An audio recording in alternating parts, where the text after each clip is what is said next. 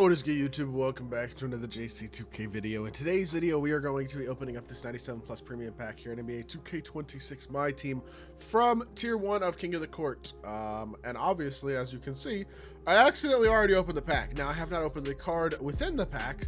I did not mean to open this pack. I was going to plan on waiting and then opening it a few minutes into the video like I generally do, but I accidentally opened it now instead. So I think we have a neat thought experiment here.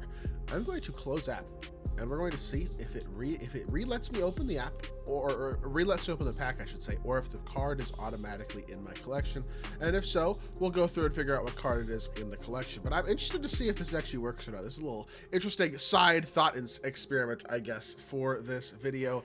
That being said, before we hop into it, if you haven't already, make sure you hit that subscribe button. Help me push towards the 50,000 subscriber mark on the channel. I upload every single day. Multiple videos a day. Would really appreciate it if y'all do subscribe. Without further ado, I guess let's get into the video and let's see whether or not we have this pack sitting in our unopened packs or not, or if we just have a Galaxy Opal sitting in our collection. I think both are definitely possible. And the answer is we have a Galaxy Opal sitting in our collection somewhere. So, interesting. Now you know. If you open a pack, you can't apparently, I mean, I'm sure many of y'all already knew this, but I did not. If you open a pack, you can't close the app and keep the pack. You wind up getting the results of that pack. That being said, before we actually go ahead and figure out what we got out of that 97 plus pack, we are going to take a look at King of the Court. Ty wins now for the 6th week in a row. I mean, I don't know what to say. Whatever. Shout out to him. He's been hooping. I'll give him that. But it's kind of wild. Good stuff by Ty, though. Honestly, I mean, I can't hate on it too much, right? He's been hooping and deserves credit for it, and he's earning it. So, I mean, as much as it's like I'd love to see other people win, I'd love to feel like I have a better chance myself. You know what I mean? It's just the way the format is. So, that being said, we did have a pretty good week at King of the Court. I only had one loss. I was at like 12,500 points, so right outside the top 10 in points. Honestly, had a pretty successful overall week of King of the Court, I would say.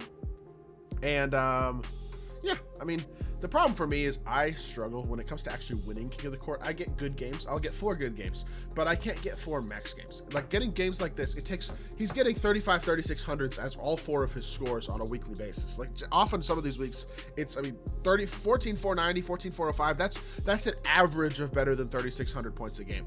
I don't think I have gotten 3,600 points in a game yet. And you just literally have to play absolutely perfect. You have to shoot 85% from the field, 80% from 3, turn the ball over 1 or 0 times, win by 50 points. Like, you have to make no mistakes. Your stat sheet has to look insane. And honestly, for whatever reason, I struggle to not make those small mistakes a couple times a game. So I'll have 2 turnovers and I'll shoot 80%, 73% from 3, and stuff like that. Well, you just get a small hit, and then you get a 3,400 or a 3,300 or 3,500 even. It's really hard to get scores like Ty has gotten, and to get them consistently as well.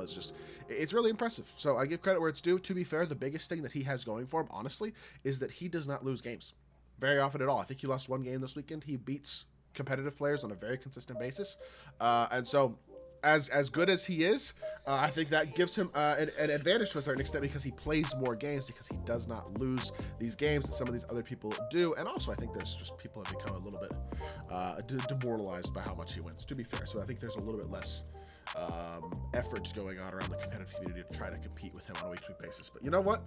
Give credit where it's due. He has earned it, and he is playing well. So, that being said, as y'all can see, the Tier 1, Tier 2, Tier 3, Tier 4 prizes for next week are coming soon as of right now. I assume that is because we are almost certainly going to be getting an All-Star Festival this weekend, so we will not see the tier prizes until that festival drops on this upcoming Friday. So I am hoping that we see updated King of the Court rewards, if not this week, next week, because this week is the last Friday of Season 4.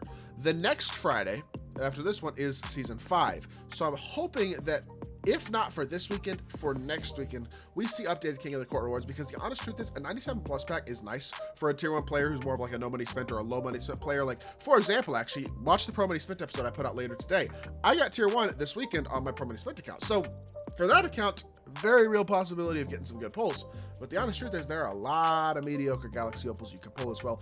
I would love to see this King of the Court pack become a 99 plus pack, and I would love to see option packs behind it. Like go 99 plus pack for tier 1, 97 plus 2-card option pack for tier 2, 97 plus non-option pack for tier 3, and like 95 plus option pack for tier 4 or something like that. I'd really like to see the rewards actually get better. I've also suggested before that there's separate rewards besides like the tier 1, like reward, like if you finish top 10 in King of the Court, for example, you get, whether it be a chunk of a VC or a chunk of MT or an extra better pack than the tier 1 pack or something like that. I would love to see something like that implemented as well, in all honesty, because I think stuff like that would entice more people to play and more people to grind and make it more rewarding. I mean, they promote it as elite rewards. I think stuff like that would be neat.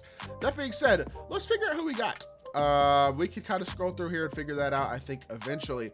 I do not know. So is it a Battlegrounds Challengers player? It is not. I have Pink Diamond LeBron. Is it a mixtape player?